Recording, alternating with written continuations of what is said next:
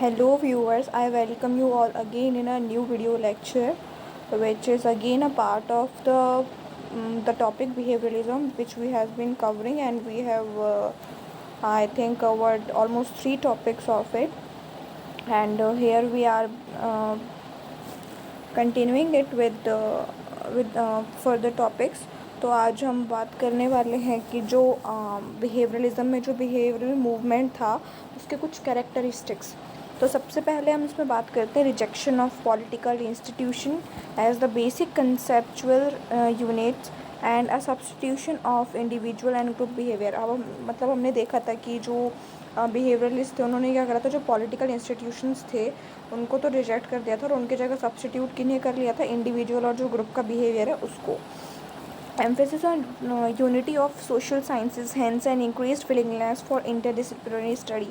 और हमने देखा था कि वो इंटरडिसिप्लिनरी स्टडी कर रहे थे, मतलब जो बाकी जो और सब्जेक्ट्स थे उनके साथ में जो पॉलिटिकल साइंस है उसको जोड़ के पढ़ाई कर रहे थे। मतलब ये समझते हैं कि अगर हम सारे सब्जेक्ट्स को मिला के मतलब इनको एक बार एक तरह यूनिफाइड करके और उनकी तब स्टडी करें तो हम काफ़ी थॉरो स्टडी कर सकते हैं और काफ़ी अच्छी स्टडी कर सकते हैं, और वो काफ़ी प्रिसाइज होगी वो वाली स्टडी।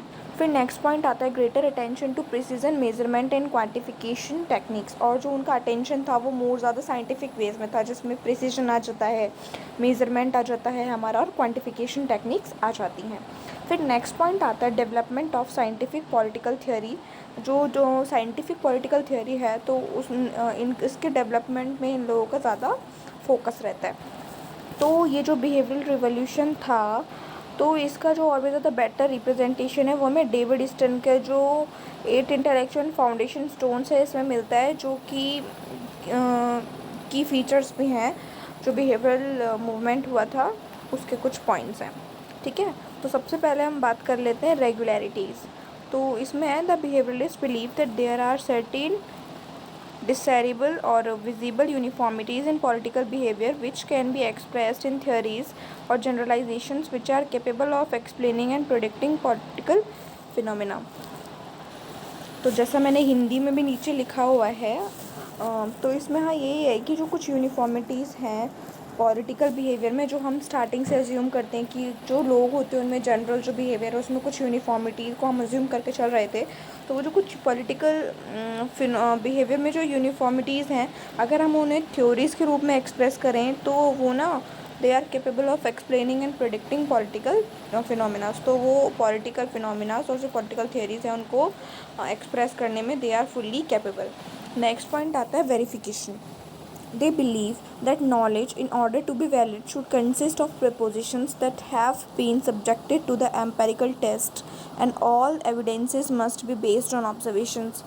वो मानते हैं कि जो नॉलेज है उसकी जो लीगैलिटी है, जो हम कह सकते हैं प्रमाणिकता है, उसको बताने के लिए जिन भी चीज़ों से वो बनी है वो एम्पेरिकली टेस्टेड होने चाहिए, और जो सारे जो उसके एविडेंसेस हैं वो भी ऑब्जर्वेशन बेस्ड होने चाहिए। ठीक है, तो मतलब ये है कि जो भी नॉलेज है हम उसके जो भी प्रपोजिशंस ले रहे हैं, जो भी पॉइंट्स हम उसको नॉलेज को बताने के लिए जो भी पॉइंट्स का हम यूज़ कर रहे हैं वो भी एम्पेरिकली टेस्टेड होने चाहिए। और एम्पेरिकली टेस्टेड मतलब कि वो ऑब्जर्व किए गए होने चाहिए। ठीक है, फिर हमारा नेक्स्ट पॉइंट आता है techniques. They attach a great deal of importance to adoption of correct techniques for acquiring and interpreting data and use of research tools or methods that regulate valid और reliable data। तो इसमें एक तरीके से वो appreciate करते हैं correct adoption of techniques की, भाई सही जो टेक्निक्स हैं उनको अडॉप्ट किया जाए, डेटा जो अक्वायर हुआ है उसको इंटरप्रेट करें, उसको इंटरप्रेट किया जाना चाहिए, जो हम जो रिसर्च टूल्स यूज़ करते हैं, मेथड को जो जनरेट कैसे करते हैं वो वैलिड और विश्वसनीय डाटा होना चाहिए। तो और मैं अच्छे से बताऊं आपको, इसका मतलब ये है कि ये सिंपली ये कह रहा है कि for acquiring and interpreting data, किसी भी डाटा को एक्वायर इंटरप्रेट करने के लिए और किसी भी रिसर्च टूल का यूज़ करने के लिए और मेथड्स को यूज़ करने के लिए हमें करेक्ट टेक्निक को अडॉप्ट करना चाहिए, जो कि हमारे जो रिजल्ट्स हैं उसको रिलायबल डेटा प्रोवाइड करे, और जो वैलिडिटी हो उसमें वो हो, मतलब हमारा जो डेटा है वो एक फुल मतलब प्रूफ्ड हो, वो ऑथेंटिसिटी हो हमारे डेटा में, है ना। तो इस टाइप की टेक्निक्स जो है हमें यूज़ करनी चाहिए। नेक्स्ट हमारा पॉइंट आता है क्वांटिफिकेशन। क्वांटिफाइड जो वर्ड है इसका मतलब होता है मात्रा निर्धारित करना, ठीक है। तो क्वांटिफिकेशन में आता है gathering data is not enough. जो डेटा को इकट्ठा करना है वो काफ़ी नहीं है। It must be measured and quantified, उसे मापा जाना चाहिए और उसकी जो क्वांटिटी है उसको फिक्स किया जाना चाहिए और उसमें एक्यूरेसी को भी इंश्योर करना चाहिए कि उसमें एक्यूरेसी भी है। और for this vigorous measurement and data manipulation procedures are required, और इसके लिए जो मेज़रमेंट और जो डेटा को मैनिपुलेट करने वाले तरीके हैं उनका भी इस्तेमाल किया जाना चाहिए।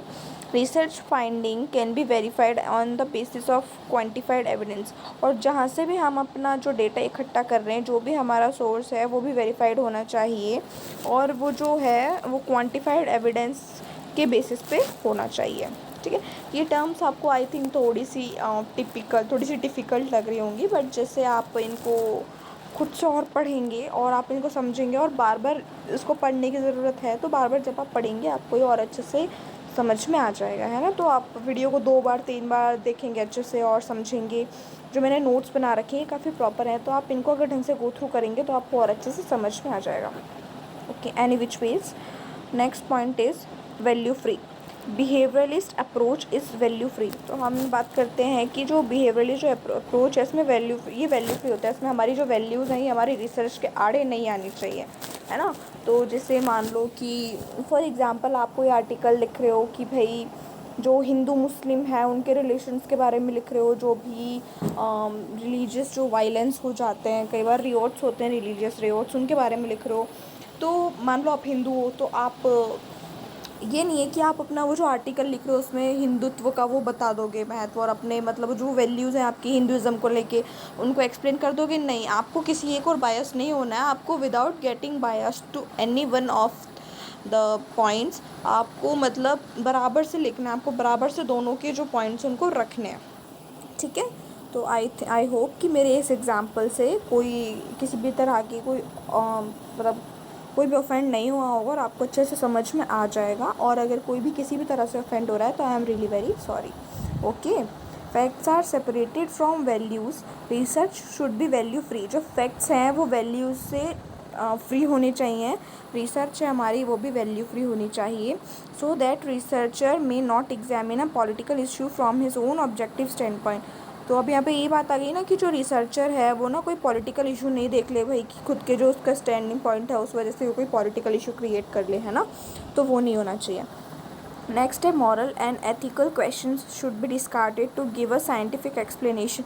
और जो मॉरल और जो एथिकल जो क्वेश्चंस होते हैं ना, तो उनको मतलब डिस्कार्ड करना चाहिए ताकि जो साइंटिफिक एक्सप्लेनेशन है वो अच्छे से हमारी रिसर्च की हो सके, ठीक है। फिर नेक्स्ट पॉइंट आता है सिस्टमेटाइजेशन। They claim that research in political science should be systematic, by which they mean that research should B theory oriented and theory directed, that theory and research should form close inter related parts. अब यहाँ पे ये कहते हैं कि जो research है political science में ये सिस्टमेटाइज होनी चाहिए। अब इस बात से इनका ये मतलब है कि जो थ्योरी है वो जो हमारी रिसर्च है वो थ्योरी ओरिएंटेड होनी चाहिए और थ्योरी डायरेक्टेड होनी चाहिए। मतलब जो थ्योरी और जो रिसर्च है ये क्लोज इंटर रिलेटेड पार्ट्स बनाए, इनके बीच में कुछ रिलेशन हो, ठीक है। और सिस्टमेटाइजेशन is based on analysis, explanation and prediction. और जो सिस्टमेटाइजेशन है हमारा वो एनालिसिस, एक्सप्लेनेशन और प्रेडिक्शन पे बेस्ड होना चाहिए। फिर देन 7th पॉइंट आता है हमारा प्योर साइंस।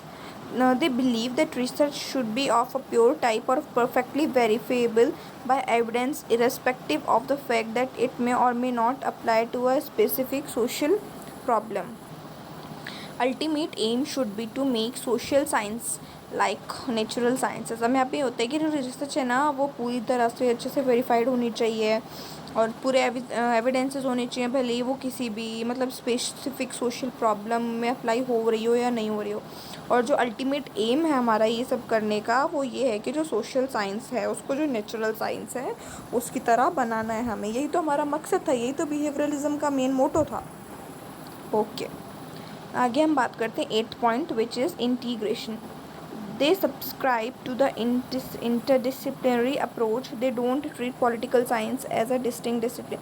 अब यहाँ पे ये कह रहे हैं कि जो ये ना मतलब जो दूसरे सब्जेक्ट्स के साथ में ही जोड़ के इसको पढ़ना चाहते हैं, ये ना उसको अलग से नहीं मानते हैं, मतलब पॉलिटिकल साइंस को, कि भाई ये कुछ अलग है। नहीं, ये मतलब पॉलिटिकल साइंस को जो बाकी जो साइंसेस हैं, नेचुरल साइंसेस हैं, एंथ्रोपोलॉजी है, सोशियोलॉजी है, बायोलॉजी वगैरह, तो ये सब है ना, इन सब के साथ जोड़ के इनकी एक कहते हैं यूनिटरी वो करना चाहते हैं, स्टडी करना चाहते हैं, ठीक है। It should be integrated with all other social sciences such as psychology, sociology, economics, anthropology, ठीक है। जो मैंने बोला वो वही है। Knowledge should be unified because it is indivisible. ये एक काफ़ी अच्छा पॉइंट है, आप इसे मेंशन कर सकते हैं कि जो नॉलेज है उसे यूनिफाइड करके पढ़ा जाना चाहिए, क्योंकि नॉलेज है वो इनडिविजिबल है। तो आई होप कि आपको ये जो डेविड ईस्टन की जो थ्योरी थी, जो थी 8 इंटेलेक्चुअल फाउंडेशन स्टोन्स की जो थी, आपको ये अच्छे से क्लियर हो गया होगा।